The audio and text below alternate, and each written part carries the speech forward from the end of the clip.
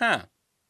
I thought we were done with teasers after the official Arcane trailer. But oh well, here we are again. Over 2 minutes of new footage, which also means over 2 minutes of diving into too many details shoved into every frame. Proving that Fortiche are a bunch of madmen. Also, fun fact, this teaser we are about to watch was originally shown at the Annecy Animation Festival in France. And that one happened sometime in June, but it wasn't public until now.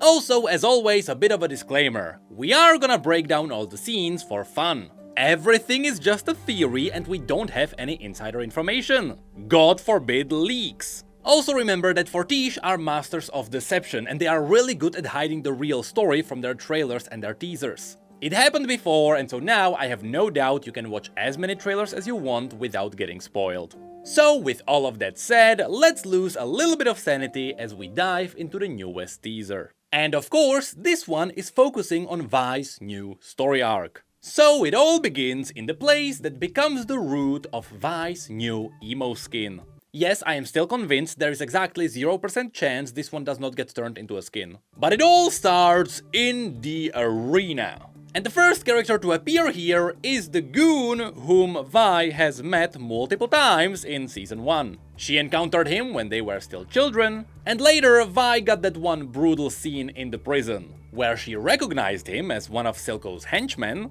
and she beat him with a dining plate. The amazing thing is, in that scene, the jailer told Caitlyn that he had to get his jaw fixed. And so here, he got his jaw fixed. Now, if you turn on the closed captions, you might make out what the commentator is saying here. Not only did we learn that his full name and title here is Gustav the Scowler Jowler, but also it mentions that he is the butterfly weight champion of the Piltover Boxing League. Which means this isn't just a Zoanite underground pit. This actually seems to be an official boxing league for Piltover and Zaun. Now, after Gustav gets introduced, we get a shot of a character you might recognize from the other trailers. This is one of the elite enforcers from Caitlyn's squad, which means there are two possible outcomes here, with a little bit of spice on top of it. Either this is happening before Vi joins the enforcers, and this is during a time where she has identity crisis,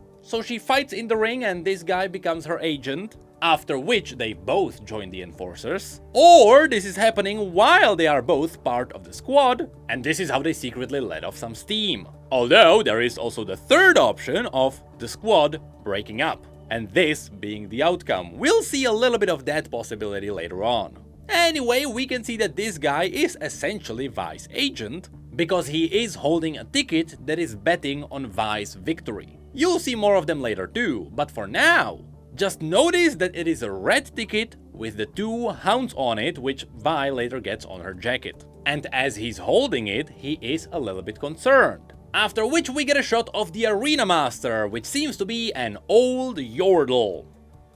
Again, somehow Yordles just end up being Arena Masters in this universe. Now, at the beginning I wasn't sure if these eels were his pets or if it was food, but then I noticed the bib and what happens next makes sense. Anyway, Gustav then gets his few seconds of fame after cheering the crowd, and you can see the crowd lifting up their tickets. And you can see they all place their bets on Gustav, which is indicated by the yellow tickets with the picture of the metal jaw. Then we can say goodbye to one of the eels, after which its head gets spit out to ring the bell. And before Gustav even gets a chance to turn away from the crowd, Vi comes into the scene and without hesitation takes him down in one punch. Now, going frame by frame, you can see how the animation leans into the metal jaw. They even outline it with yellow sparks. It really gives you that metal crunch. And for a second after Gustav goes down, the scene leaves Vi's fist in the air. Now, of course, partially it is there to indicate Vi's victory, but I wonder if in the full episode they are gonna use this frame as a parallel to Jinx's Rising Rebellion. Of course, now that Gustav is down, the entire arena gets shocked, because everyone lost their bets. All but one. The agent who was the only one in the entire crowd with a red ticket. Also, the more you look into this, it is possible that he's not an agent, he's just her friend and he's supporting her and you know, that's what trainers do. Now at first, you can see that he doesn't let the victory get into his head. But after we see the metal jaw flying through the air, you can see the slightest hint of a smile on his face. Which is then followed up by a bunch of shots revealing Vi's new appearance. She is not wearing much because this is an MMA-styled fight after all, even though they call it boxing. You can see her hair is quite a bit longer. Of course, it is also dyed black, with her shoulders and her neck also being covered in black paint, and so is her face. Which is where the rest of the teaser turns into a blur that shows Vi's life as a fighter. So it starts with her payout after her first win. We get a bag of coins spilling out a few bronze and gold cogs, which is what the Piltover currency is sometimes called instead of just coins. Of course, the bronze coins were often shown in Arcane 1, but this might be one of the rare scenes where the gold coin is also shown and it pictures a silhouette of Piltover. After which we get a shot of drinks being poured, which indicates that Vi and her buddy are about to get drunk, with more exotic drinks being shown in the background, such as a bottle with a snake in it. It sounds creepy, but this is a real drink that actually exists. But then the scene zooms out to show us Vi and her buddy celebrating, and the crowd around them reveals a bit of the timeline.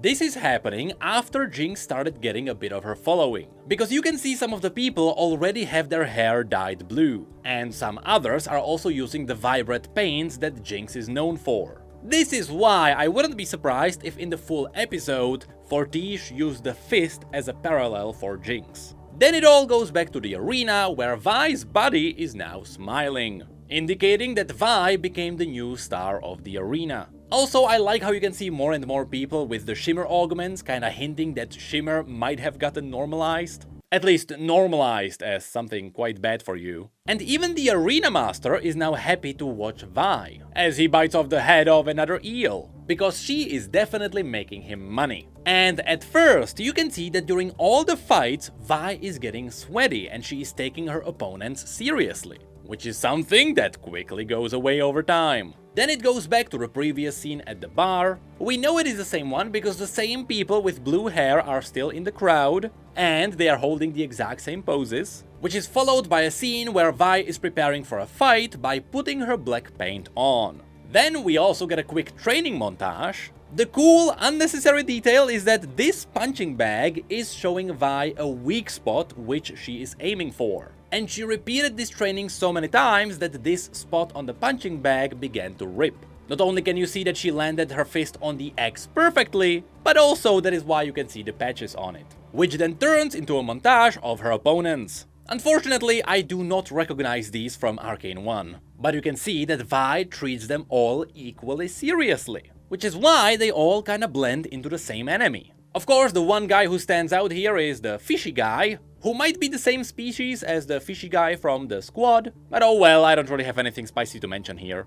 And speaking of recognizable species, I do believe that is also the bat species from Echo Squad. And after beating them all, we get a quick shot of the Arena Master getting intrigued, and Vi screams to let her rage out. At this point, you might also notice that Vi is wearing the full jacket. And as she screams, everyone lifts up their betting tickets with the twin hounds. But among all of these, we can also see Jinx's hand also holding one of these tickets. So it seems like this entire time, Jinx was there watching Vi's descent into the rage. Then there is a quick scene from the previous trailer. Now this is then followed by another montage of Vi beating all the opponents shown before, but out of all of them, pay attention to this one. Notice the tattoo on his belly. It is an X with a third leg in the middle. You will see a similar icon later, which is why I want to point it out now. But unfortunately, we are not sure what it is just yet. But based on the vague context, it could be a new sigil for the alliance between the Wardens and the Noxian army. It could also be a new sigil for the newly united Barons of Zaun, or it could be just a new sigil for the Noxian warband. Again, this will come back later. Then it all goes back to fleshing through all the opponents, where it also showed this new one wearing a red mask. It surely looks creepy, but I can't really tie it to Zaun or Ionia, where masks are frequent. Also, it doesn't take long before this guy gets beaten down too. Which also goes for everyone else. And as Vi keeps winning, we also get more coins spilling in, showing us that Vi is actually earning money from this. But at the same time, she is getting more and more drunk with her buddy, which might mean that Vi is actually just drinking through all of it. And then we get this cool parallel of Vi dipping in the water to wash her face, which turns into her bloodied face after a fight. Now again, Fortiche are masters of hidden meanings. And here you really have some options to pick from. I like how after each fight she gets bruised and bloodied after letting her rage out, after which the water depicts not just Vi washing her face, but also her rage and stress away. Which of course gets turned into an endless cycle here and eventually it backfires. Also, here you can see that she cut her nose open as well as her eyebrow, which explains the bandages which she had on her face at the beginning of the teaser. You can also see that the guy with the interesting tattoo is behind this. Then there is a quick montage from Vi's apartment. First of all, you can see that this is not the biggest place, and as she progresses with the victories, you might notice there is progressively more and more bottles all around her. So first she is just laying down, which is followed with her being curled up. This is very often used as an indicator for loneliness, which makes sense here since she doesn't have Jinx nor Caitlyn. She then trains some more and goes into a cycle of training and resting. More bottles appear around her as she gets more and more drunk. She then gets up and sets up her paint for another fight. But in comparison to how first she was entirely collected, this time she is drunk and she doesn't handle it too well. So of course, then we get back to the bar where Vi's buddy is trying to get the drinks away from Vi, which is something she is not too happy about. And of course, it all ends with her buddy taking her home because she can't get there herself. But in this drunk state, she looks into one of the streets where we can see these banners. An image of an X with a third leg in the middle, just like the tattoo that was shown on the guy before. And here it definitely looks more Noxian, especially because of the black and gold and red, which is kinda what the clan Medarda was always about. But also, as she's drunk, for a moment, Vi can see Caitlyn in the middle of those banners, which could hint that this is a version of the Kiraman sigil combined with Noxus, because if there is someone who would take Caitlyn away from Vi, it would be Noxus, because Ambessa is the one who was kinda forcing her to declare martial law, which could also mean that because of her, Caitlyn doesn't really have time for Vi. But hey, that's all just speculation. Also, at the beginning I mentioned that this might be happening before they all join the Enforcers, because we don't really have too many links here with them. But all of this loss might also be hinting that all of this happened after the squad broke up. This could be all hinted, especially with all the rage aimed at the sigil. But that is where Vi lets her rage and frustration implode. She lost everyone, she lost everything, she's in the arena alone, and her grief and rage starts to control her. Hence why the teaser itself is called Nothing to Lose. So then we get a few shots of Vi raging in the arena, you know, classic League of Legends things, after which we can also see that she is probably drunk in the arena. This is then followed with Vi dancing in the club and she's imagining that Caitlyn is there with her, with the image of Caitlyn then turning into one of Silco's goons. The one who gets beaten quite often too, sometimes by Silco himself. Also, this guy actually goes in for a kiss. So of course Vi answers with a fist. This is where Vi's buddy then breaks up the fight, and as is tradition, Vi then lifts up the middle finger, all while her buddy is trying to put some sense into her. So then they get to the bar again, they still drink, although separately, but this gap between them gets further divided when Vi refuses his help, after which she is left alone and she can barely get up the stairs on her own. So of course the frustration and loneliness keeps piling up. But notice that we didn't get a shot of the coins spilling out in a while. And that's because this is where Vi started tilting. So, as she gets wasted at the bar alone, the scene shows us that Jinx witnessed it all. And so, just as Jinx is getting all of her new followers, Vi is losing everyone.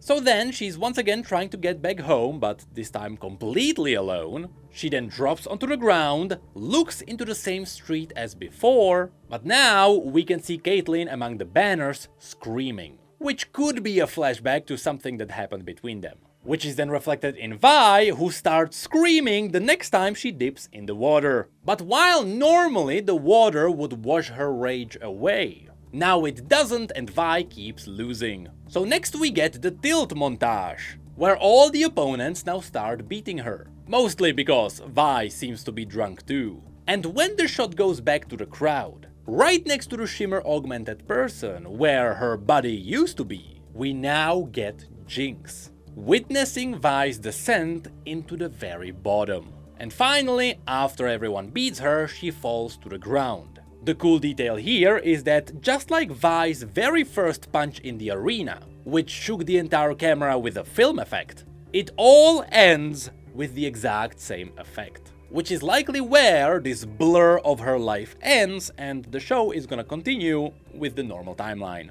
And that is where the teaser ends. Which is where we also get a reveal of the dates. So the premiere is gonna happen on November the 9th, Act 2 happens a week later on November 16th, with the final act ending the entire Arcane on November the 23rd. So they are taking the exact same approach as they did with Arcane 1. And with that, we are done. Another teaser covered right after the big trailer. Which should mean there should be a bit of a break before we start getting closer to the premiere. I mean, I do believe that we were given this teaser only because it already appeared in the festival. And once again, the same point with all the trailers gets proven. It doesn't matter how many trailers we watch. It is Arcane, and so I still have no idea what the story is gonna be about. Sure, we may get some details from specific scenes, but when it comes to the overarching story, I have no idea what's gonna happen. The only thing I think everyone is sure of is that Vi and Jinx are getting new skins.